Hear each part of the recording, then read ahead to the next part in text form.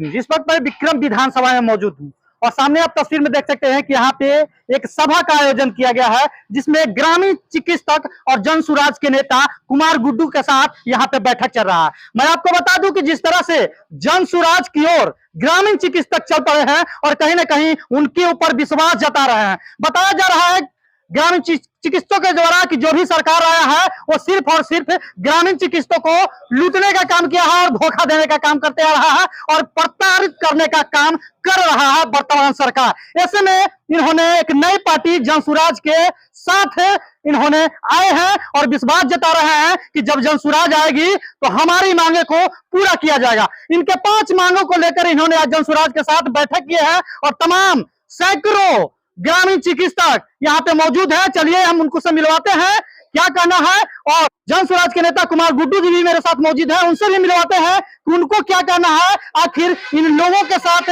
जो अत्याचार हुआ है, जो अन्याय हुआ है, क्या जन स्वराज इनके मांगे को पूरा कर पाएगा या नहीं कर पाएगा। हमारे साथ जन स्वराज के नेता कुमार गुड्डू जी मौजूद हैं। चलिए हम मिलवाने का प्रयास करते हैं और उनसे जाने का प्रयास करते हैं। अच्छा सर, बताइए कि आप जन स्वराज के साथ 51,000 ग्रामीण चिकित्सक के साथ जुड़ने जा रहे हैं, क्या उम्मीद लेकर जुड़ रहे हैं? देखिए, हम लोगों ने पक्ष और विपक्ष दोनों सरकारों को देखा और उन लोगों के द्वारा हम लोगों का कोई अभी तक क्रियान्वयन कार्य नहीं किया गया है। और प्रशांत किशोर जी की बातों को सुनकर हम लोगों को ऐसा लग रहा है कि भविष्य हम लोगों का प्रशांत किशोर जी के साथ ही बेहतर होगा। इन्हीं सब बातों को लेकर हम लोग प्रशांत किशोर जी से मिलने का कार्य कर रहे हैं और हम अपनी 5 मांगों को उनके समक्ष रखने का कार्य कर रहे हैं। हमारी मांगे हैं, सरकारी रजिस्ट्रेशन पोर्टल की स्थापना की जाए और उसमें हम सभी लोगों का रजिस्ट्रेशन कराया जाए ताकि हम लोग स्वतंत्र रूप से अपना प्रैक्टिस कर सकें। दूसरा मांग है कि पंचायत स्तर पर हम सभी का नियोजन किया जाए ताकि स्वास्थ्य व्यवस्था में सुधार आए। तीसरा मांग है हम लोगों का बीमा और प्रशासनिक सुरक्षा। अन्य डॉक्टरों की तरह हम लोग को भी बीमा और प्रशासनिक सुरक्षा प्रदान की जाए। और चौथा मांग है, बचे हुए जो भी ग्रामीण चिकित्सक है जिनका प्रशिक्षण नहीं हो पाया है उनको प्रशिक्षण दिया जाए। और 5वां मांग हम लोग का है कि स्थानीय क्षेत्र में जहां भी हम लोग कार्य कर रहे हैं वहीं कार्य करने का अवसर प्रदान किया जाए ताकि सभी प्रशिक्षित ग्रामीण चिकित्सक अपने अपने क्षेत्र में कार्य ढंग से करें। यही हम लोगों का मांग है प्रशांत किशोर जी से और इसी मांग को लेकर हम लोग मिले हैं। अपना परिचय। मेरा नाम अविनाश नारायण हुआ, ग्रामीण चिकित्सक एसोसिएशन से जुड़े हुए हैं। घर मेरा पड़ियावा हुआ, विक्रम प्रखंड। हम लोग गुड्डू जी से जुड़े, इन्हीं के माध्यम से हम लोग प्रशांत किशोर जी के पास मिलने का कार्य कर रहे हैं। आज पूरे विक्रम विधानसभा के जो ग्रामीण चिकित्सक होते हैं उसका आज विक्रम स्वास्थ्य चौकीन में आपने कार्यशाला रखा है, क्या खास बात है? जी, आपको करेक्ट कर दूं कि इसमें विक्रम का ही नहीं, विक्रम दुल्हिन बाजार, पालीगंज, नवतपुर से एक संगठन ले लोग चलाते हैं, उन सभी जगह से लोग आए हुए थे और लगभग 100 ग्रामीण चिकित्सक जो सेटिस्फाई सरकार के द्वारा है या कुछ नॉन सेटिस्फाइड भी थे, उन्होंने आज इस कार्यशाला में आके अपना महत्वपूर्ण समय दिया। क्योंकि बिहार का नहीं, विक्रम का ही नहीं, सभी जगह का लाइफ लाइन है वो चिकित्सक, क्योंकि उनके 1 घंटे अगर हाजिर होने पे किसी की तबीयत खराब हो गई, उस अवस्था में कोई भी वैकल्पिक सरकार द्वारा व्यवस्था नहीं है, उस सरकार की व्यवस्था नहीं है, उसी का वैकल्पिक व्यवस्था ही है। अगर ये नहीं है तो समझिए कि कुछ नहीं है। तो इतने 2-3 घंटे तक अपना महत्वपूर्ण समय निकाल के और जन सुराज के विचारों से प्रभावित थे तभी इतनी देर बैठे। मैं सभी को इसके लिए साधुवाद देता हूँ और प्रशांत जी के विचारों के प्रति आस्था रखने के लिए उनको शुभकामनाएं देता हूं और ये आशा दिलाता हूं कि भविष्य में जो पूरे बिहार में सभी की बातें अगर सुन रहे हैं प्रशांत किशोर जी, तो इन लोगों के ग्रामीण चिकित्सकों के दर्द को भी वो समझेंगे और उचित प्लेटफॉर्म पे उचित समय पे बात को उठा के सरकार पे अभी दबाव बनाने का काम करेंगे और बाद में जब सरकार में आएंगे तो इसके लिए एक बृहद कार्य योजना जरूर बनाएंगे। क्योंकि राजनीति में आप पहली बार आए हैं तो कैसे उस संघर्ष को पूरा कर पाइएगा? देखिए, मेरा तो निजी उद्देश्य है ही नहीं कि मैं विधायकी का चुनाव लूँ। मैं कहता हूं कि अगर मेरी पार्टी मेरी मेहनत और मेरी काबिलियत पर यकीन करती होगी तो मुझे टिकट देगी।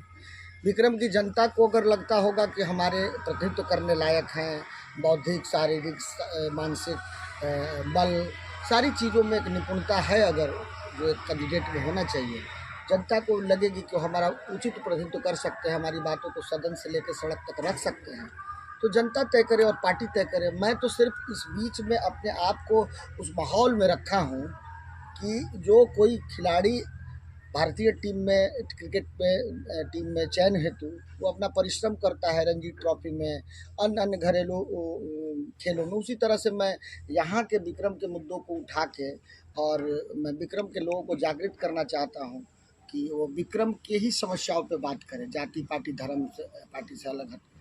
आप ही न्यूज़ को कवर कर रहे थे, हम ये नहीं दावा कर रहे हैं कि मेरे वजह से ये सारी चीज़ें हो रही हैं, मगर आप देखे होंगे ना कि सलगढ़ में कार्यक्रम हुआ, जो राष्ट्रीय जनता दल से समर्थन में रहने वाले लोग, वो किसी जाति के हों, दलित हों, पिछड़ा हो, अति पिछड़ा हो, उन्होंने एक संगठन बना के एक मंच से माध्यम से मांग किया कि आरजेडी किसी को विक्रम क्षेत्र से ही टिकट दे, चाहे वो पिछड़ा हो, अति पिछड़ा हो, दलित हो, हमें बाहरी कैंडिडेट नहीं चाहिए।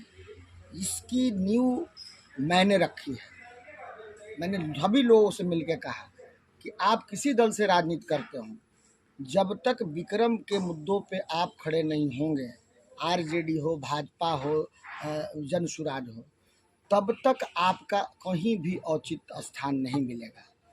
आरजेडी के अगर 5 कैंडिडेट हैं, अलग अलग लड़ रहे हैं, पांचों एक साथ मिल के जाके अगर लालू जी से मिले और कहे कि हम ही पांचों में से अगर होता है तो ठीक है, नहीं तो आपके अंदर भी कोई छठा उम्मीदवार है तो उसको लाइए, मगर विक्रम से ही लाइए।